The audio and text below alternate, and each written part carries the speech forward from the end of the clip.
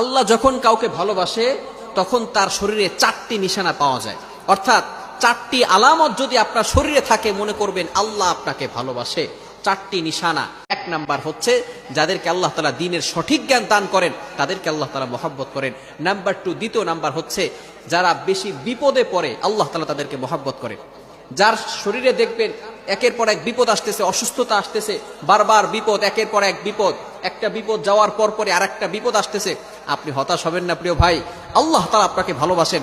এই কোটি কোটি মানুষের ভিতরে আল্লাহ তাআলা আপনার প্রতি ফোকাস করেছেন, আল্লাহ তাআলা আপনাকে ভালোবেসেছেন বিধায় আল্লাহ পাক রব্বুল আলামিন আপনাকে বিপদ দিয়েছেন। মনে রাখবেন নবীদেরকে আল্লাহ তাআলা বিপদ দিয়েছেন।